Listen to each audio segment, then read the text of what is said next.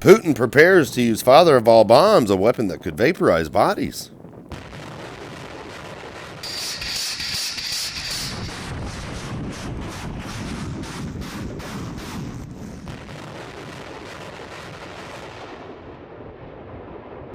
Guys, Russia is ready. Are you? Let's do this.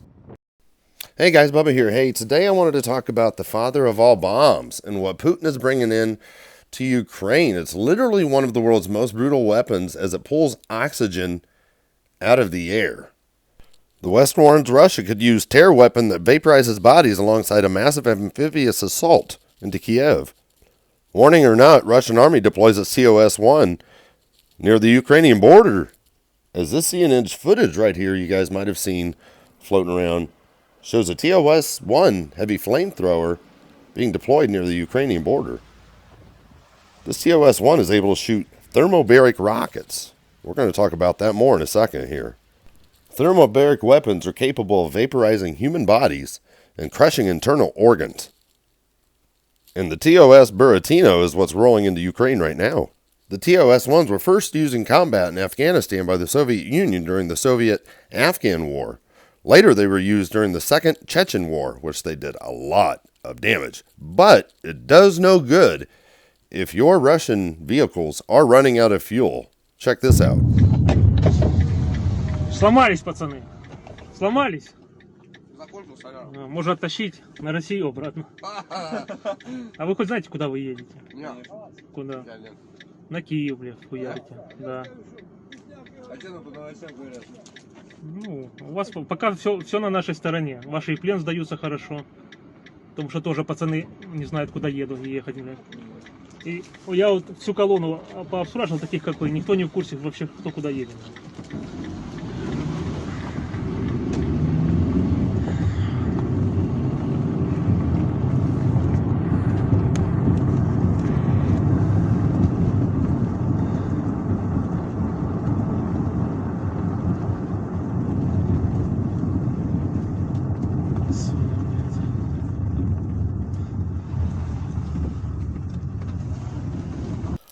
Multiple of these rocket and thermobaric vacuum bomb launchers have been seen 85 kilometers away in Tokmak, and here they are coming into Tokmak.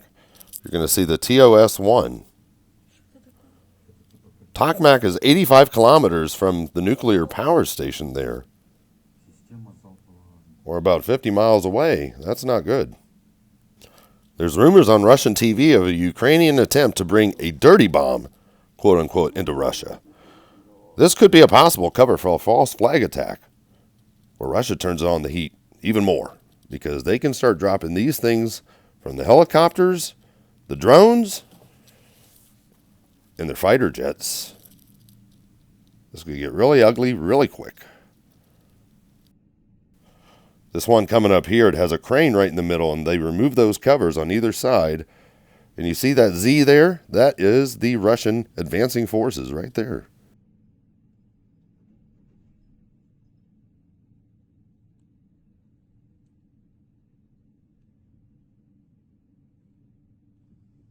Еще есть, да?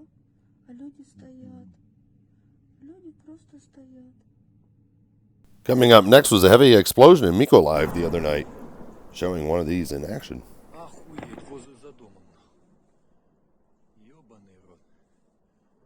Mykolaiv's airbase had been hit by a major explosion, according to the local news media. You can see this bright light throughout the sky, and I'll show you what they're using as a concrete buster right here.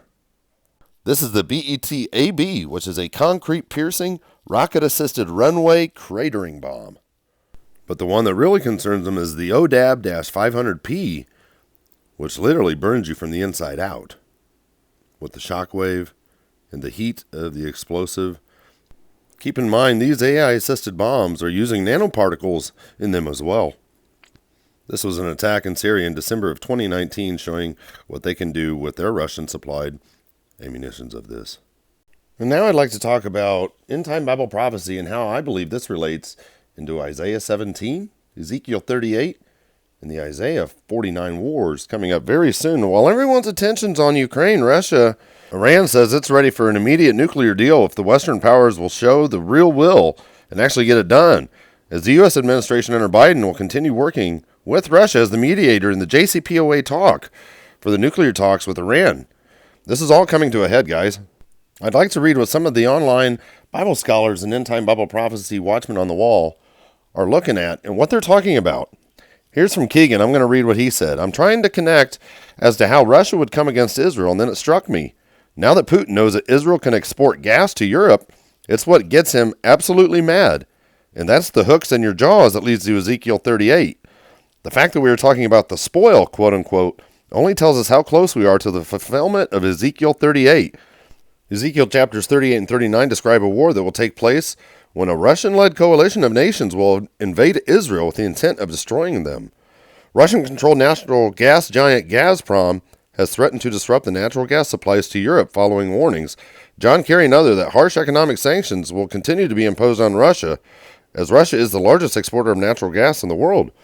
Europe is Russia's largest customer. However, Israel has discovered the largest reserve of natural gas in the Leviathan gas field off the coast of Haifa in a joint United States-Israel drilling operation in 2009 and 10. So what if sanctions continue to be imposed on Russia, and Israel steps in and offers to supply Europe with natural gas, since they have discovered this natural gas reserve? Do you think the Russians and the Iranians will be happy to see Israel in the oil and gas business? Could this be the proverbial hook that Ezekiel 38 verse 4 speaks of that leads to a Russian coalition-led invasion into Israel? We need to keep in mind that Iran is not months away from enough nuclear material for a bomb. It's literally a matter of days. That's why they are so happy to finally strike a deal. Once you have all you need, any UN inspection is worthless. The final days of February going into March will be the cooking time for the Russian, Iranian, and Turkish alliance to stand up against the entire Western world. Watch and see as this unfolds. The weak progressive and liberal West won't be able to stand against this evil axis. And who will pay the price eventually? Israel. A few weeks ago, the Americans were too busy with the Super Bowl proceedings. Meanwhile, the rest of the world's been busy with Ukraine and Russia. Iran continues to speed up its uranium enrichment and weapon smuggling to Syria, Lebanon, Iraq, and Yemen. They are definitely preparing for something big. While tensions continue to rise in Europe, Iran is stepping up its efforts to smuggle more weapons into Syria. More cargo flights from Tehran are landing in Damascus. Make no mistake, Iran is not resting for one moment. Every minute the eyes of the world are fixed on Russia and Ukraine is used by Iran to reinforce their proxies in an unprecedented manner. Israel is in a great dilemma right now. If they strike from the air, they will clash with the Russians. But if they don't, they are going to pay a very high price very soon, sooner than later. And this is a classic example of the scenario setting up for Isaiah 17 to come to pass, with the destruction of Damascus and leading to Ezekiel 38. Israel might even use the military code of quote-unquote Isaiah 17 for a massive strike on these Iranian targets, Hezbollah targets, and mass destruction weapon storage of the Syrian military in Damascus. Israel's shadow war against Iran, which it views correctly as its greatest threat, and its allies have escalated in recent months with these cyber attacks and exchanges of fire with militants in Syria and Lebanon.